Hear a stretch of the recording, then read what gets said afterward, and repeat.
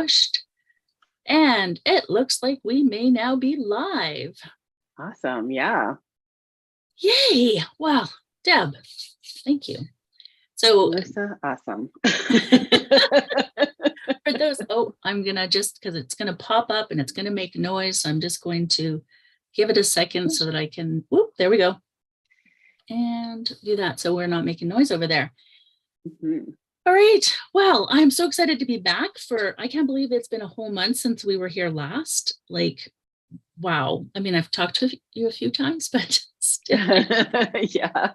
It's exciting. And I'm in the same place with that. Cause I'm like, oh yeah, I was writing an email actually just before we hopped on about, the autumnal equinox coming up and the feeling of fall, and just like, wow, it's like, it's here, we're coming into another season, and time is just marching on. So sometimes it can be like, how does this happen? Yet honestly, did we not just have Christmas? I feel like we just had Christmas, and here we are. It's September. It's getting towards I'll say the middle of September. Mm-hmm. But Christmas is almost here again. And I'm like, how have we gone full circle around the year almost? And this year has gone by so fast. And I think there's just been so many energy shifts that have been happening that it's just hard to keep up. That's how I feel. I feel like it's hard to keep up. Yeah. And, which we were having this conversation the other day, and we don't, just for anybody out there, we don't plan what we're going to say when we show up here, but every time we show up to talk to each other for anything, we end up talking about things for all amazing things. That's why we thought we should share. Yeah. But we were having a conversation the other day about chaos and just like settling back in, right? Because you've got a new program. I had been planning a new program that's going to release soon, and all around the same things, which happens to us quite often as well. We come together and go, oh yeah, I'm doing that too. So. Yeah, we're just always in alignment. And it's funny because like behind me is the canvas that we started today. Today was first day of class, and it's from chaos to clarity. Mm-hmm. And it's just stuff that's up in the field, right? We're feeling it too. But I think for us, we have learned strategies to kind of not get so tumbled by it. Not that it doesn't happen. We do get tumbled. I mean, at least I can speak for myself in that. But it's like, we've learned how to bring ourselves back to center in a gentle way, and not like, not like the taskmaster.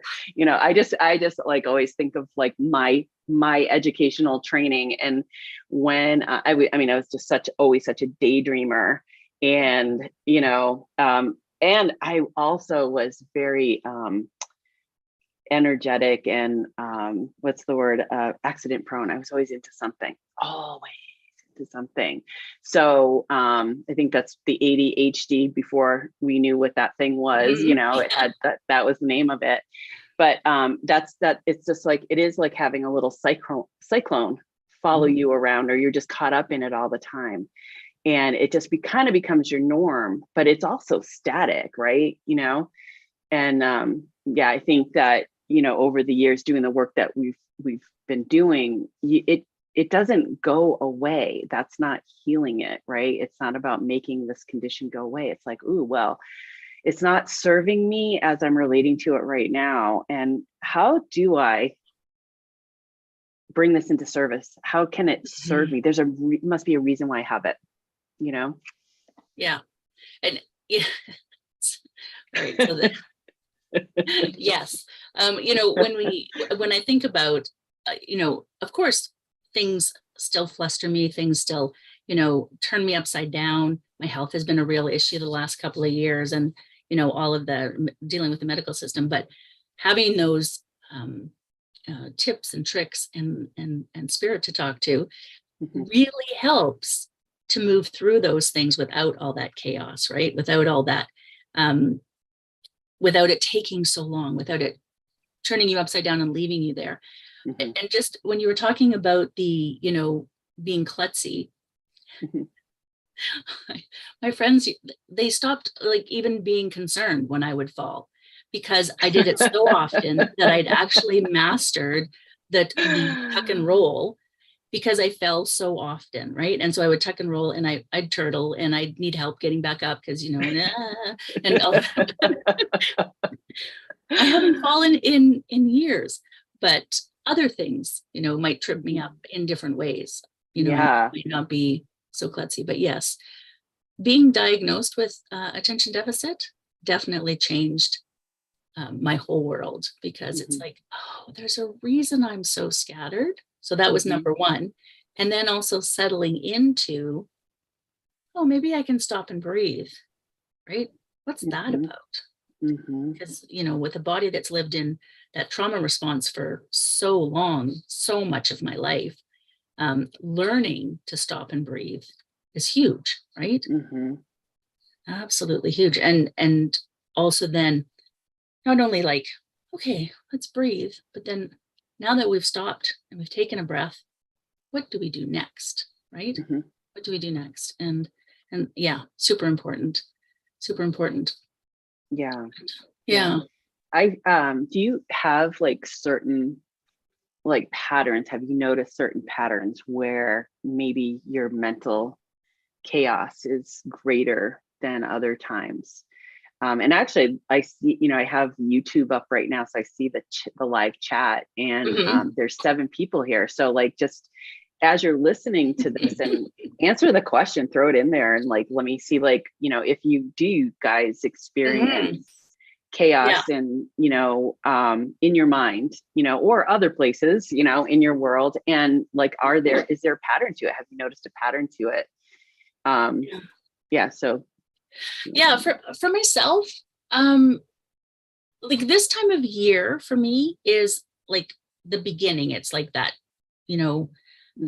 starting the year. And it's funny because I always associated it with, going back to school. And so you start the year, but my wife, who's a teacher, doesn't associate it that way at all. Which is very interesting.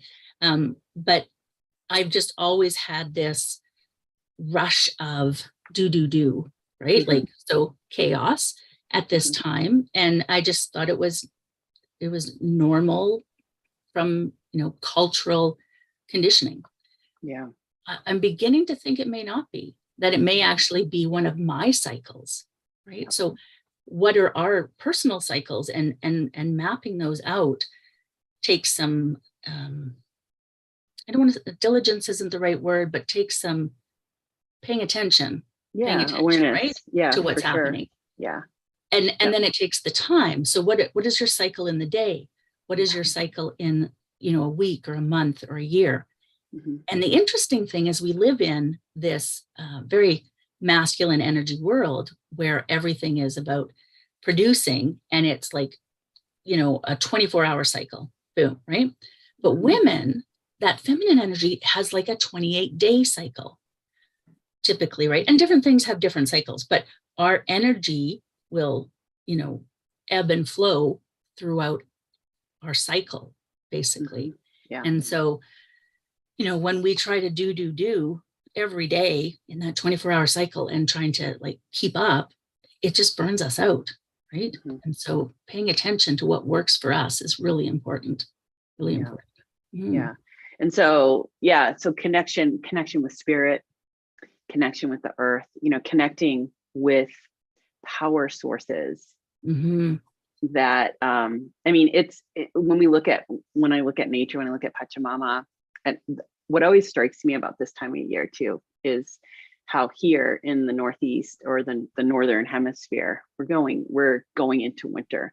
So there's a sense in the air, like when you go out into nature, there's, depending on where you live, like you live up in a wintry environment. So like your fall is going to mean something different than down here. I've had the blessing of being able to live in the Northeast and live here. And here in Sedona, in case those who are watching don't know that, Sedona, Arizona, it's high desert. So we're at a certain elevation. We do get snow, but not near what you would get or, or what I used to experience in living in New England.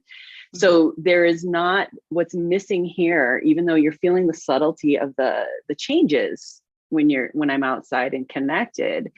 I'm not feeling the sense of urgency to gather the nuts or, there's just stuff that's not happening here, that there's still an awakeness, that in New England, it feels like, oh, it's time to cozy up and it's time to nestle in and it's time to go to sleep.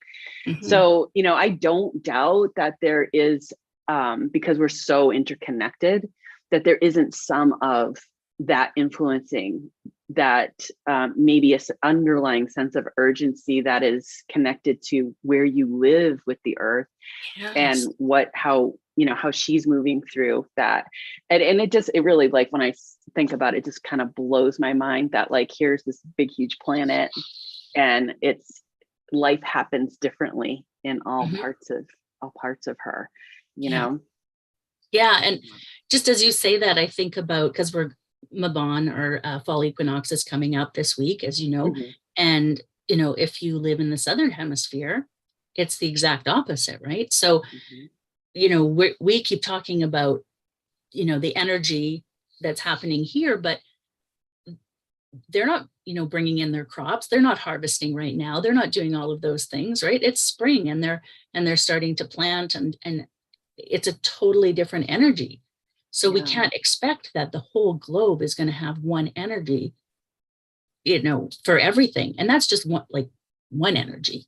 Then you look at, our cultural differences, you look at the way our history and what's been come down through the ancestral lines and different things like that. And there's going to be so many differences in energy.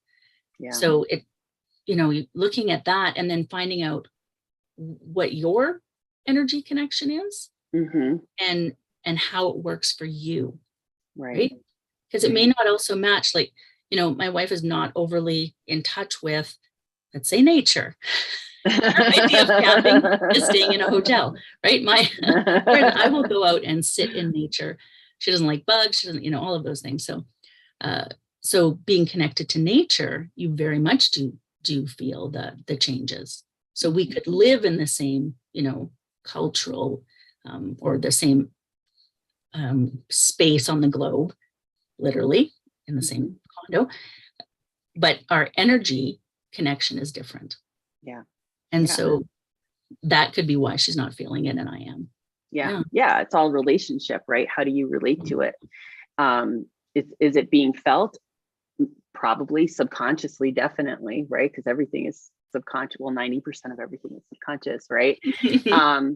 But it's influencing us in some way, but it's, beneath the level of consciousness. And it's not just that, right? We're talking about all kinds of patterns that we live in, our personal experiential patterns that we develop through living our life and how we experience life, and how we make choices and what we decide, is a rule for us or a belief, for us, that's just all our own, and then adding in all the other stuff, and so it's a lot, it's a lot to sit and consider. And there isn't, and that is exactly why there isn't like one answer for all of us.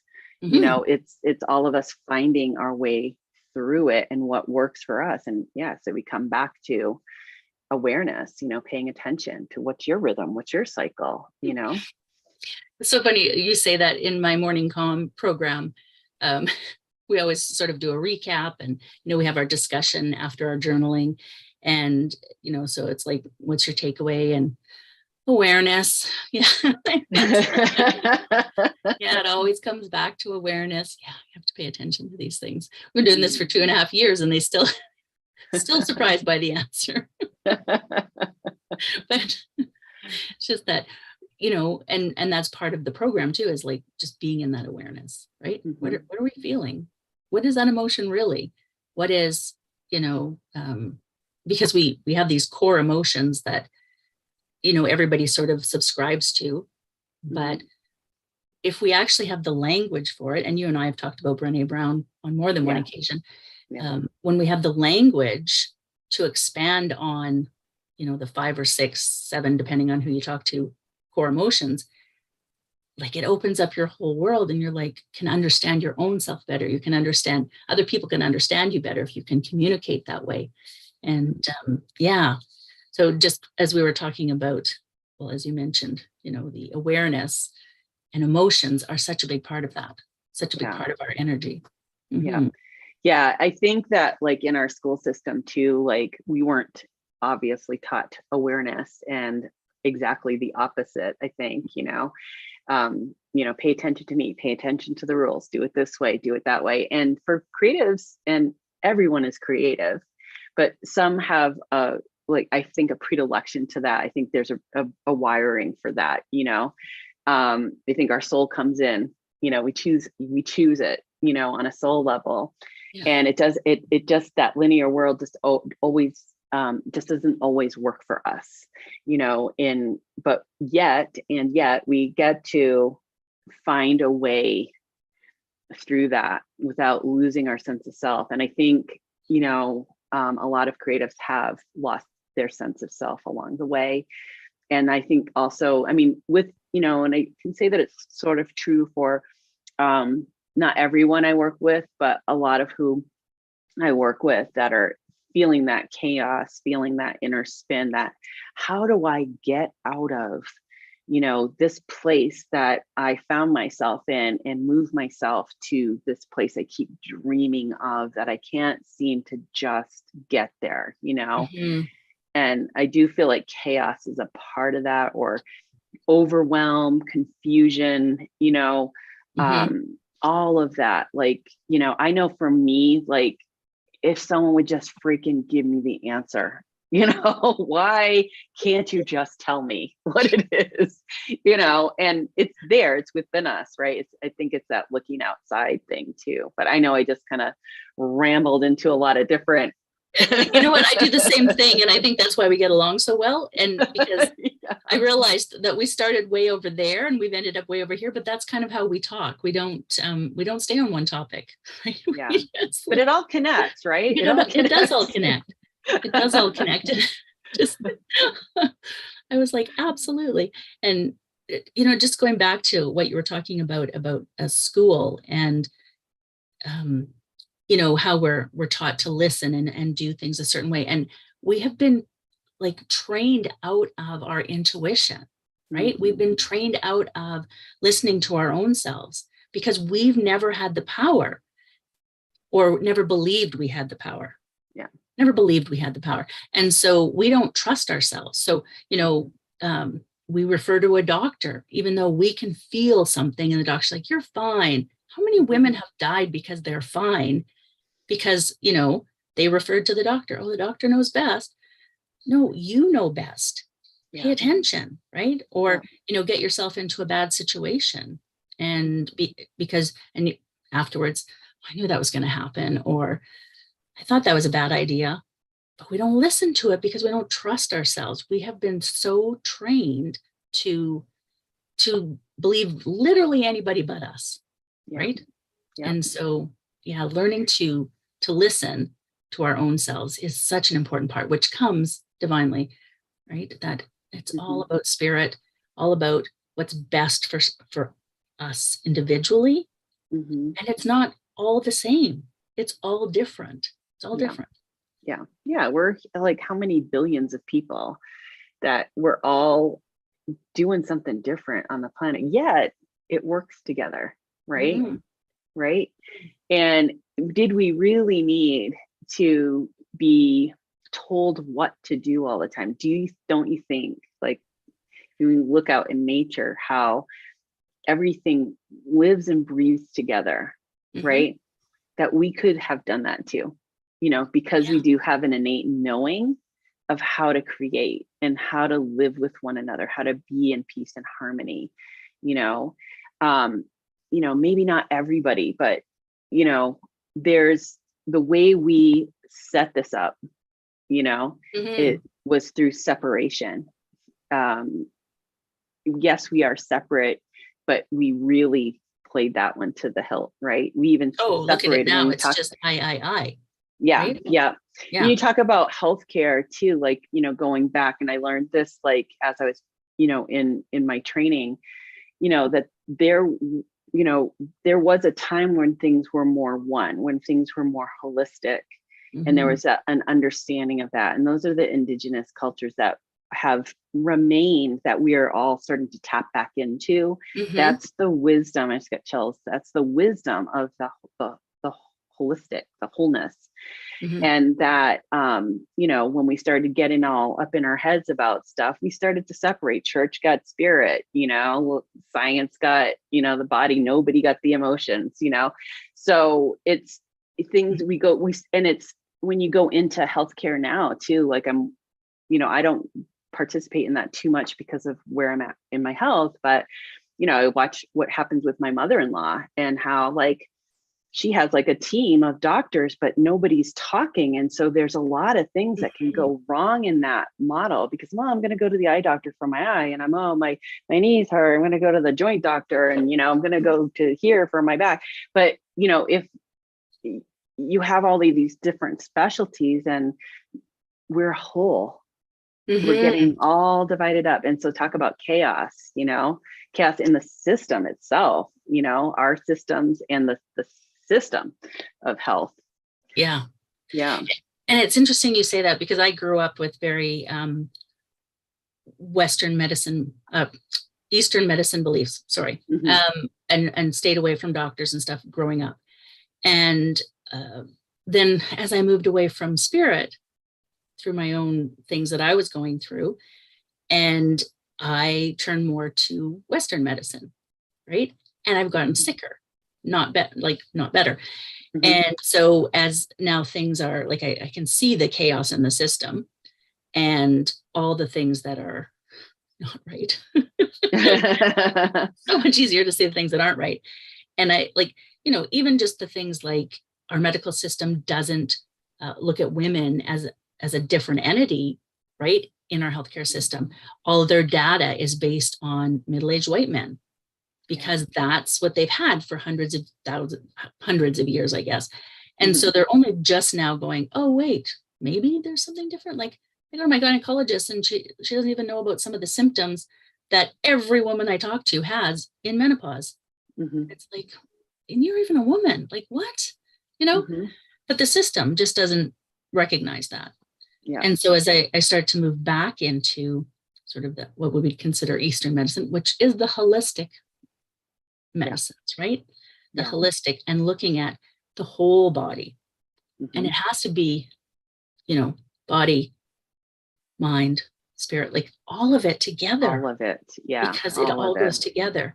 And I also know that the more I don't listen, because I know the reason I'm sick. I do know the reason I'm sick. It's because I don't listen. And I'm like, this is what I'm working through right now. Why will I not pay attention?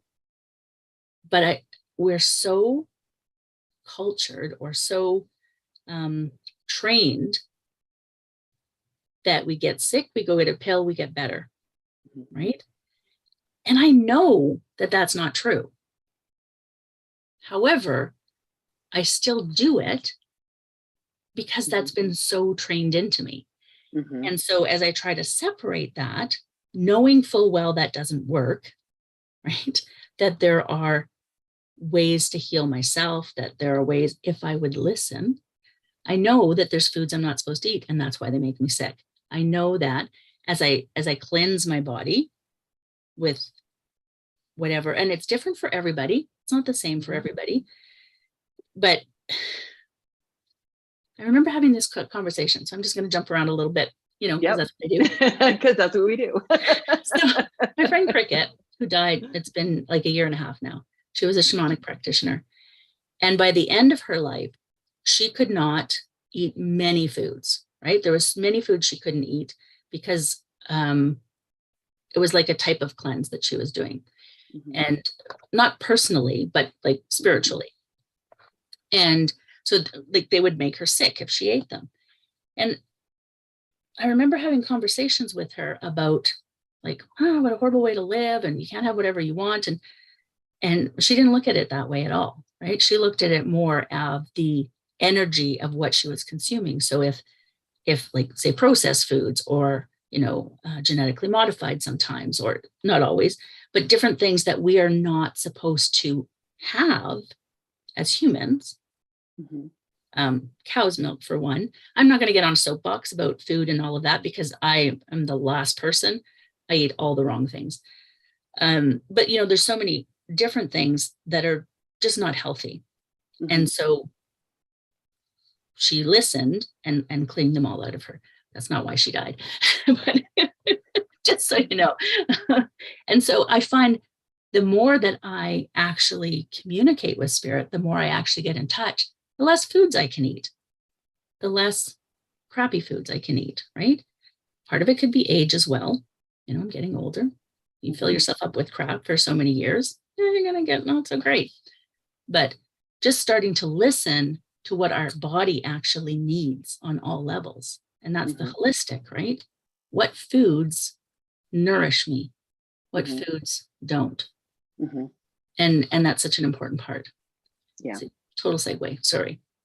No, it's an interesting place to go, because as you're talking, I'm, kind of going into my memory banks of like belief systems, and, I listen to Greg Braden a lot, and I listen to a lot of other people like, Joe Dispenza and those guys, and talking about belief systems and how we're programmed. And it's interesting to me too. And it's just as a question, because we don't really know till we start doing it and seeing there's a certain level of how things affect us based on how we feel about them, think about them. And if it's poison, it will be poison. If you think about it as poison, someone told you it's poison, it's going to, if this is fattening, then it's going to be fattening, or it's bad for me. And it's like, so you have that in your subconscious, right? And so, if I pick up this thing and I really love it, but I have this other tape playing, it's bad for me, it's bad for me, it's bad for me, and I put it into my body is going to respond to it's bad for me.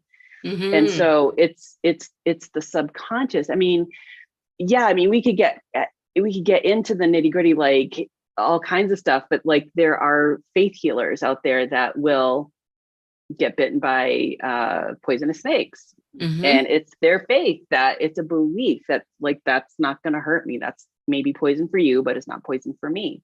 And I think it kind of speaks into why some people have a hard time with certain foods and other people don't. It's like, when you start, that's why, again, you can't treat everybody the same. It's because we're so individual, because we see the world and experience the world differently. And, that's a lot of the reason why I work in belief systems, because there's, we are programmed, we are, the more I learn about it, the more I'm going like, we're programming the universe to work with us. We're co-creating it. Right. And, so it's interesting kind of segueing back to chaos. Like, so what is your belief system around that? What, how it feels, and was it made wrong for you, and what if we went into the spin? What if we went into the chaos, into the direction of ease with it, instead of trying to use all of your energy to stop it from happening? What if we just went with it? What if we could ride the energy of it? What might we create in that? And it's everything's a question. We get to play in it, and especially like, I don't know, if not, it's one of the things in my fast release is the worst thing that can happen is nothing. Really, the worst thing that can happen is nothing, right? Because your system, if it's not ready to accept something, it just won't. It just won't accept it, And why not play with it? Why not see? Why not just open things up and see what will happen? Because we don't know. We just don't know. Yeah. And it's so funny that you say that, because I have that belief about so many things. Health is not one of them, which is very interesting, because I think because I've had this roller coaster on the health journey my whole life, because of my mom's belief system, my dad's belief system, and then I've tried this, and so it's like, But why can I have, the belief system that if something's I, believe, then that is what it is. I need to do some journaling on this. Yeah. This is always my go-to when Deborah makes me think. It's like, I need to do some journaling on this because it's like, it's revealed in your language and how you talk about it. It's totally revealed in your language and how you talk, because our language begets our reality. So, that's one of the ways you can start to notice things. And I think the last time we spoke, and it might have been off camera, I was telling you about a book I was reading, Conscious Language by Robert Tennyson Smith. I don't know, but so many times. Language. I don't know if it's on camera, off camera. We often have the camera going just in case, but not always. Yeah. So he actually, I love that book because he's talking about certain phrases that we use. Want is the biggest one. And he has it kind of in a category of want is lack. Like if I want this, I want this because I don't have it, so there's like a subtle meaning underneath it for us, yet it's part of our language. So he's like, try using this word, desire. Desire has a different felt sense, right? And so of course what we do is like, well, I'm going to go shift all my language now. And what I said in my class this morning, is that, like, you guys know, some people, who follow me know I've been saying that, like want, desire. I use the word desire a lot. What's your heart's desire? What are you desiring to create? But I also use the word want, and it's part of our language. So it's kind of like if we're learning French, right? We're learning French and we're just new at it. Certain words you understand the meaning of, but you haven't embodied it yet. So there's no energy behind it.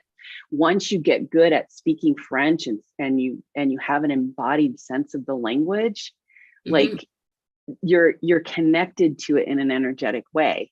So it's not about like, oh, I just said that again and now I'm wrong. And now I just like totally ruined anything that I was trying to create in my life. No, that's not it. It's just bringing that awareness without the self beat up, Yeah. And it's remembering, right? I guess it's a constant process, Yes. And I hear this a lot from students and, just people in my community. And it's like, they feel less than because, I'm an instructor and they're a student, which is very much a cultural thing, right? But literally, we're all students, we're all learning, we're all going through the same thing. It's just, we may have done this piece that would benefit you. And then I'll maybe because I get so much from my own students. When we have conversations, I have so many ahas, like, oh, yeah, that would totally, that's why I love live classes. That's why I love to do the interactive as opposed to just the pre-recorded, because I like to be a part of it because it's my learning space too. And I think that's so important that we learn from each other and pass on whatever knowledge, because we've all come from different places. We've all have different paths that have brought us into a space together. And why shouldn't we be sharing that and learning from each other? Consider myself more of a facilitator than a we all hold value. And I can go like, as you were talking, I was like, I'm expert in not being an expert. We're all here on Earth School learning. And you're right. We all hold value and we all see the world in a different way and have different experiences of all sorts of things. And there's a transparency to that. And that is, one of the cultural beliefs that we're breaking up is like, you said it earlier, doctor knows best. That's huge. I'm going to give my power over to this person who I perceive as having all the knowledge. And so what does it do? It goes, whoop, all of a sudden you're down here and they're up there.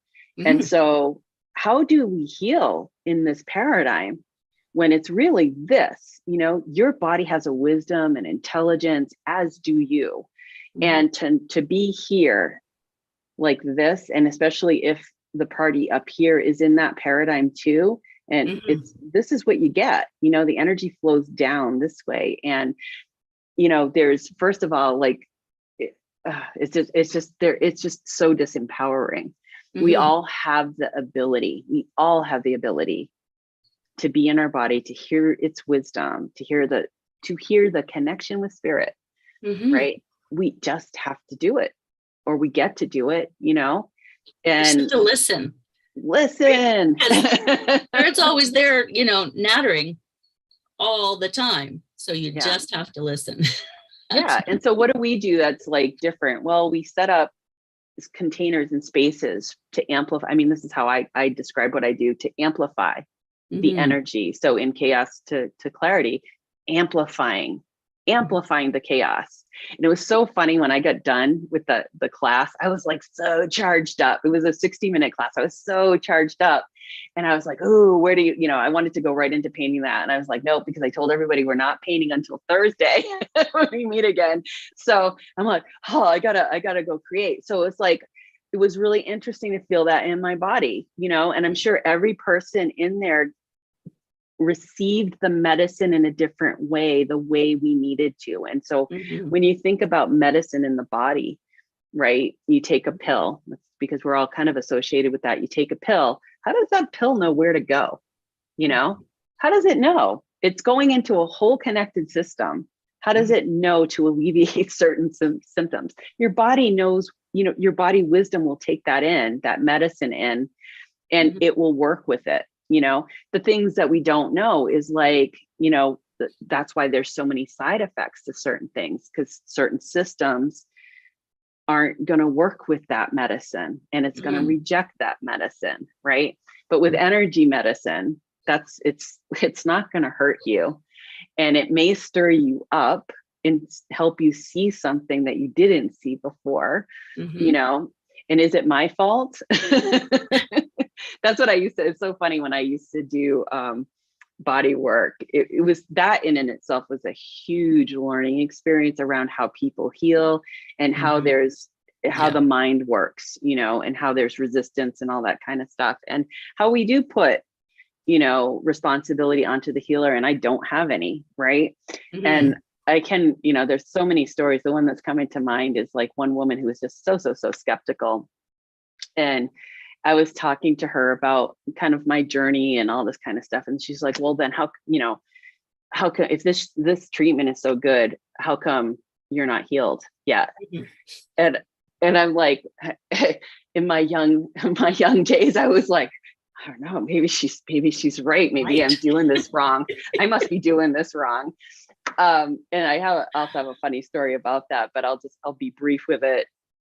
John Barnes, would say to people, when that question would come up, because it puts pressure on people, like, yeah, you're right. Like, why am I not healed? He'd go like, well, do you have sex? And the person would inevitably go, well, yeah. Well, why do it one time? So it's like, sometimes treatment just feels good, that it's not always about healing. It's about either expanding your experience of it, opening your body more, like stretching and, getting more spacious so that you have more fluid flow through your body. So it's not about like, I'm broken and I need to heal, because in truth, nobody's broken. It's just how you're seeing that. But it's just funny, like the perceptions around healing and where we're stuck, and whose fault is it that I'm not fixed yet? It's so true, because the doctors take the brunt of it, right? Like, you haven't healed me, but you're not doing anything personally to work on your health. So, but that's what we've been taught to believe here in our culture. So it's somebody else's fault. I'm not responsible for this. And they have taken a lot of our personal power away through our systems that we have. Absolutely. Yeah. Because, do as I say, not as I do. And, you go to school and you listen, you don't speak, you don't question, you just, you go to church, you don't question, you just do. And whatever it is, you go to a job, all of the things. And if you're a questioner, you're a little bit of an outcast. Yeah. So you don't fit in anywhere. You don't fit in at school. You don't fit in at church. You don't fit in jobs, because that's not how they want it to be. And I personally feel that our governments have been dumbing people down for so long, so they won't question, right? Mm-hmm. And so our education system is lacking. Our, let's just give them lots of TV to, all the things. Look over here, just let yourself be entertained. Well, we'll do the work. We'll do all the work. Mm-hmm. But then we get the result of that too, which we don't like either, That's the truth. So, that's such an interesting point that you make too. It's that, in our training, it's like, yeah, I know, but like, as you were talking, it's really like sinking into that. And the wounding that happens when you do question, when you are thinking differently than the norm, and being cast on the outside, because you're not going along with the flow. You're the rebel, for me, it was more of like, oh, I'm going to go deeper into my shell because everything I say or think or do is absolutely wrong. And I'm getting chastised for it. And so now, like, when you get into adulthood and you have these callings or this urging and this nudge to do your soul's work, which is like, when you look at the transformation that's happening all around us, it's like, yeah, you want to, like, you're motivated to jump on that bandwagon, but yet you hear the programming coming up, and that also can create a lot of chaos in the mind, because everything in you is saying, no way, that's not safe. This was my experience the last time I spoke out, or the last 100 times I spoke out. I finally learned my message. Yet you have this irresistible connection with spirit. And it's like a seduction, right? It's like a seduction. You get like, yeah, you want to do it, but then the next step is freaking scary. What is, that next step that spirit's asking you to do? And so what do? We go into the mind chatter, the chaos, and then we tell ourselves the story, that like, yeah, I knew it, I was right. And that's, that's all lie. So there is a balance between feeling what's going on here and trusting what you feel, and also not trusting what you feel because it depends on the circumstances, right? So we can so easily go like, oh, spirit's giving me that, I'm feeling this chaos in my body, so spirit must be saying like, no, but I still have this urge, I don't know what to do. Well, and that's just the thing though. Anytime that you are uncomfortable, like, your body is going to give you all those signals that it's dangerous. Your body is built that way to give you danger signals because it's trying to keep you physically safe. It's not worried about your mental health. Following your passion is where your mental health is taken care of, right? So yes, of course your body's saying like, no, don't do it. You're going to get hit by a bus. No, you're not going to get hit by a bus. Like, I was literally dying in working for other people. Government, just about killed me, literally. And because I wasn't listening. I kept trying to listen, and then it would be like, oh, this is too much, and it's like you have to fight everything. And not if you let go. Not if you let go trying to please everybody, or if you let go of, how do you make it fit into the world? You don't. You don't try to make it fit into this crazy world. You just do what you need to do, and you'll end up where you need to be. Yeah. Be in the new world, be in the new earth, and create from that place, because that's what we're building, and we don't know what it looks like. It's consciousness. It's really what it is. It's like recognizing who we are as co-creators with spirit, right? And so we need to connect with spirit. And it's so funny because as I say that, I'm like, oh, we can get so caught up in like, I have to do this, I have to do that, I have to, and it's like, it's like, if I'm working with spirit, if I'm a co-creator with spirit, don't you think I want to like start to connect a little more with like, all of that, so that I know like, or at least get, the next step to what I'm creating. And it's okay if I don't know, and it's okay if I mess up, that I'm connected with spirit. So there's a faith that happens, and it's trust. You're building you're building a relationship. The more you connect, you just meet yourself where you are. There's like, do you think, spirit, God, source really cares? Well, exactly it. Like, but again, we've been so trained that we're doing it wrong, we're in trouble. But that's not true. Like they're just going to keep redirecting us, keep redirecting us, because we need to focus on what we're here for. And so once we figure that out, then step into that scariness, step into that uncomfortable space and see what happens. And it's not necessarily going to work out the first time, because our whole being is going, no. I still I was saying this to a client who's a friend of mine too. And I still have like a very vivid memory. And if you would have known me in my 20s and even 30s, before I really started, getting into transformational work and all of the work that I've done, you wouldn't even recognize me as the same person, and I do have times where I will sit back, and it's like where I'm thinking right now is like being in New England in my hot tub at night, and like this part of me that's going like, what have you done? What have you done? It's like every once in a while, like that old part of me wakes up and kind of looks around at what I've created and goes like, this isn't what we were going, this is not what we were going to be doing.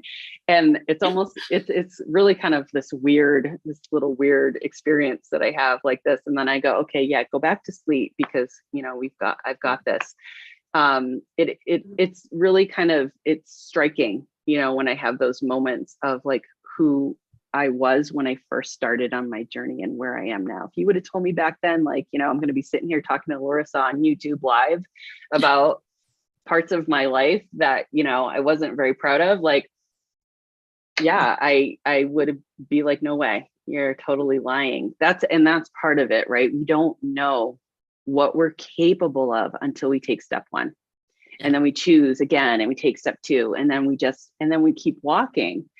And it's not always easy. And I do still have times where I do stuff and I go, oh, should I have done that? Like when I'm really like in the flow and stuff is just moving through me, I can sometimes when I, stop the record and close the computer down and I'm sitting by myself, I can get into the negative self-talk and go, boy, what were you doing? What were you saying? Like, how embarrassing. Like, I can't believe you said that. But then you get feedback that kind of brings you back and says otherwise, because I feel like what we need as a society is transparency. We need people to start speaking honestly about what is your experience. Like, just because I'm here doesn't make me better than anybody else. And, if I start thinking that, then I'm going to have a come to spirit meeting,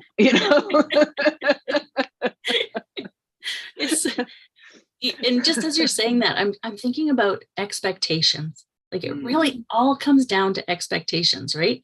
Because we expect it to turn out a certain way, and it never does, right? That doesn't mean you're not on the right path. It just means you don't get to necessarily choose step A, B, C. You follow along to where you're supposed to be, and just being open to doing that. Right. And when we have expectations of how we should behave or how other people should behave, or, it's always expectations that get us in trouble, because they're never what we think they will be. So we're always disappointed. We're always, all of the things.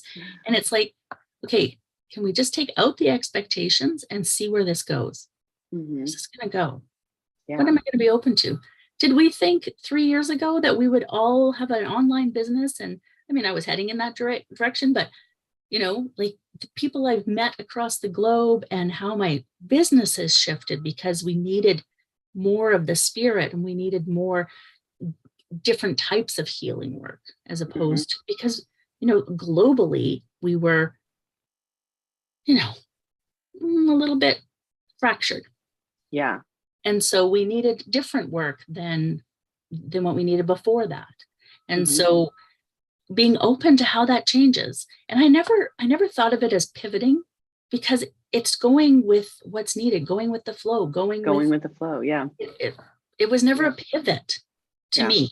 Right. Yeah. And for some reason that word always just stuck me as like, what? Like, that doesn't even make much sense to me. Right. We're going to turn around and do something different. No, You're flowing with the energy and where it goes to see what's needed. Yep. Yeah. Thanks for addressing that. Cause like, I can remember early on in the marketing program that I was in, it was right at COVID. I was like, I don't know how many months in, maybe 4 or 5 months in. And that's all, like, all the coaches were talking about, okay, time to pivot, time to pivot, time to pivot. And it's, okay. It's just, it's the language of it. And it does have an image for me. It's like, I'm going in this direction. I'm going to pivot and go this way. And yeah, I like your way has a much more feminine flow to it. It's like, yeah, well, it doesn't make sense. That's mechanical pivot, masculine, right? Feminine is going with the flow, right? And it's not that one is better than the other, masculine, feminine, but it just kind of, I think, demonstrates how it is in our language. It's in our language, like the flow of it, it's like, okay, the energy's flowing this way, I'm going to go this way. That's a more feminine response to an outside influence, or when it's time to change, when there's something that gets to happen because something requires it. That's, again, it's like how we meet it. The masculine's going to meet it. And it's so funny, I think of my husband because he does this all the time. I just love him. It's like, you're something I don't know, I'm going to fight it. It's noticing what your go-to is. It's not right or wrong. It's just what your go-to is. For me, I sit back and I look and I watch, and so maybe that could be hesitation in some people's minds. Maybe I sit back and watch a little too much, if I'm missing opportunities, that are meant for me to hop on. But like, again, that's like, there's no wrong in that process. Do I need to take action a little quicker? And that's where my personal work gets to be, just asking that question. Am I missing something by sitting back and analyzing a little too much? But that served me as a kid. Yes, in the uncertainty of what was going on, just sit back and check that out. Whereas I was just like, why, what? And then, of course, that was never a question they wanted. I wanted all the answers. I wanted to know why we had to do it that way. I wanted to know, well, parents back then didn't tell you why they were doing it because I said so. That never worked for me. I wonder, like, if wherever you live across the globe, if that's like a global parental, like, because there's some version of that, I'm sure, across the globe. Because I said so. Yes. And so I always wanted to know why. And, I've learned more about myself and why that is. My brain works a little bit differently. And one of the things I've been questioning recently, so I was diagnosed with autism 4 years ago. And in the last year or so, I've started to wonder if my brain is different, or we're all different, and mine just refuses to settle in to where, right? Like, I don't know if I'm explaining it well, but like, there's nothing wrong with my brain. Our culture doesn't accept my brain, right, because it doesn't fall in form, doesn't step in line. And so it's like, there's something wrong with you because you won't step in line. And, more recently, they're like, oh no, diversity and, all of that. Yay. But they still don't look at it as, we all have different brains. We all have different everything. We are individuals. We are unique. And if we allowed for that uniqueness, what an amazing place this world could be. I wouldn't have gone through the amount of trauma I went through if I'd been allowed to be the unique individual I was, if I'd been supported and embraced in that uniqueness. But instead, I was like, they kept trying to cram me into a box. And I didn't fit. I never fit in that box. And so, just looking at how we understand the uniqueness of people, or maybe the lack of understanding of the uniqueness of individuals, and how, if we can just open up into our own personal expression, the amazing things we can do. Yeah. Right? The amazing things we can do if we stop trying to be like everybody else. Yeah. Yeah. It's interesting because like the linear mind or the ego mind, like gets it, right? Gets it. Like, oh yeah, we should be doing this. But there's a lack of embodiment around it, so it's persistent. I hear that and I go, yeah, we can celebrate that they're noticing it, that there is something about it, that there's a gentler way to go about this and not make people feel wrong for how they are and see the gift in it. Like we just don't look for the gift and stuff really, because you're different. Different's bad, different. We don't like different. And look in nature. I mean, just the diversity in nature, and that's what creatives seem to understand is we need diversity. We need diversity in creation, and we're always creating. So there's the linear, like, okay, everything's static, nothing moves. This is the form, you're going to fit into it, whether you fit or not. We're going to make you fit. We're going to cram you into it. That's, again, that's a patriarchy, and we're adding in the feminine flow of, maybe there is room for diversity, and like, well, how do we do that? But we're still going to come up with the linear answers because we're trying to solve it with the same mind that created the problem, right? So we all need to go into the feminine embodiment part. That's the work. We can talk about it till the cows come home, but until we're living it, it's just chatter. That's all it is. It's just chatter till we're living it. And the living it, right? Allowing ourselves to live it. And we're going to stumble and fall as we do that because we've been, in that chatter for our whole lives. And so again, coming back to we're not better than anyone else. We are on the same human path. Yeah. And we may be, 2 steps in this area ahead of where you feel you are, but that doesn't mean we are in all areas. My friend Cricket, she used to always complain about being put on a pedestal. And she's like, because when you fall, it just hurts that much more when you're put up on a pedestal, right? And she's like, I'm human, things happen. Yeah. And it just is not accepted when you, and we see that with the people that we put on pedestals, celebrities and, hockey stars and, all of these things, Canadian, so hockey stars, but whoever it is. Where you're from. We're all human and we are not always going to get it right just because you think, I'm better than, because I'm not. And interesting thing happened, and I probably shouldn't go there because today's the funeral of the Queen was today. But people are devastated. I personally think she did amazing things throughout her life. I think she gave up a lot to do that. But an ex-member of the Catholic Church was speaking to the atrocities that Britain has done in the name of the monarchy throughout centuries, right? And maybe it's a time to end that.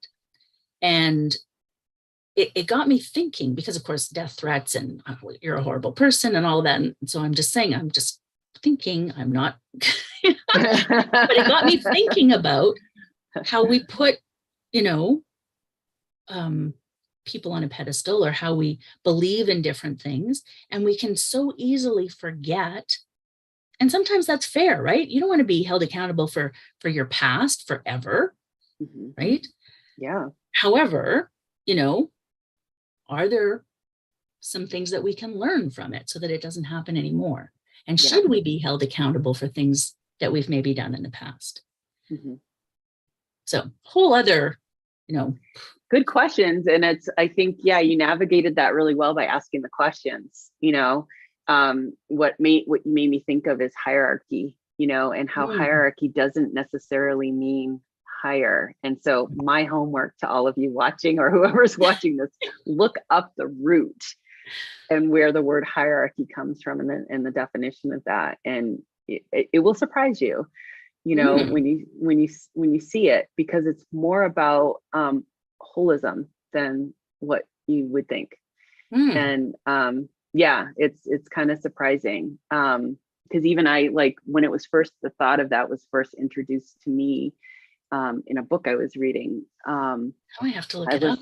Like, come on, really? Heroes. Yeah. You're gonna do the homework for us. Oh, we're gonna be. Well, I might not tell you.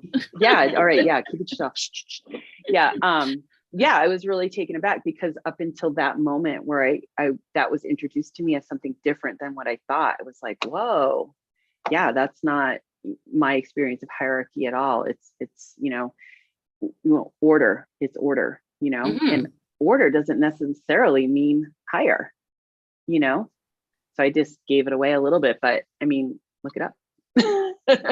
Yeah. And it's interesting too, like, depending on where you look, but also when you look, because language changes so much, right? Yeah. And so when we could have a belief that a word means this, but over time it's been used in a completely different way. Yeah. And so you look at that word, 10, 50, 100 years later, and it could have a completely different meaning. We have a lot of words in our language like that. Look at virgin, used to mean unmarried. Look at gay, used to be happy. Like, there's so many different things that the words, what do they actually mean? And what do they mean to you? And is it the same thing that it means to somebody else? Yep. And paying attention to that. So, like, when we take offense to somebody saying something, it's like, stop and think. A, did they maybe say the wrong word? B, do they have a different understanding of that word? Or C, okay, maybe I have every right to be offended, but maybe I need to look at why I'm offended. Yeah. Right? There's all different levels of that, and where that comes from. Yeah. It's been all over the place today. Yeah, we did. I know. And I could keep going, because I'm like, you're making me think of other things to talk about, but we probably should wrap it up. Okay. And we had for the next conversation. It's true. We did say we were going to try and keep it within an hour, and then, but then we get together and it just ends up like this. And I want to thank people if you are watching, because I didn't see any comments today. And so, no, but I do see 5 people. Okay. Yeah. So, and we got up as high as, like, I think I saw 9 at one point had joined in, but nobody said hi or anything. So maybe I'm missing something too, and we'll see comments after. Who knows? Yeah. If you're there and you want to say hi so we can see if, last time I could see people commenting, but it's okay if you didn't comment also. I mean, the chat is right here, but yeah, sometimes it's just, you're just listening, and sometimes it's like, I'm not going to say anything if I don't have anything nice to say. You never know why. Yeah. Or the topics move so fast. It's, by the time you type, it's like, oh, they're already on something else. and we've definitely done that today. We have not stayed on any one topic. Yeah. And maybe if I can bring us back to the beginning, that's the chaos. Yep. That's the chaos and what's happening. Yep. Yeah. So it's a whirlwind of a conversation. And so, get yourself caught up in the wave of that chaos. It's not a bad thing. Yeah. Well, Deb, I want to thank you so much for having a wonderful conversation with me yet again. I do love our conversations. Thank you as well. Yeah, this is always so much fun to collaborate, and just getting together is just a great thing. And as you can tell, we did not plan this. We had to get my script. I sent you a script. I don't even know if I could have read it fast enough today. But we always feed off of each other that way, because we have similar and yet different, right, ideas about things. And then we also are coming at it from different directions. And we had this conversation the other day, and I will wrap up, I promise. But the other day we were talking about, who are we speaking to when we use, we were talking about language, and who are we speaking to, and where are they at when we're speaking to them, right? Mm-hmm. And so we can be saying the same thing, but in very different ways often. And so we've had that conversation as well. So yeah, which is what I'll just tack onto that. This is why your voice is so important. Even if you are speaking from the same pool, the same swimming pool of transformation or creativity, there's people that need to hear your voice. Such a good point. Can I just tack onto that very quickly? I promise I'm going to get off of here. Because I hear so many times, there's so many people doing it. So why would I do it? There's so, because they need to hear your voice. Somebody is going to connect with you. Deb and I we do have similar or some of the same clients, but we also have very different clients because we connect with different people, right? We do technically the same thing, healing with creativity. We do it in very different ways, but we can still connect, but we're going to connect with different people. And your voice is original. So put your voice out there. Oh, chills. Beautiful. Beautiful.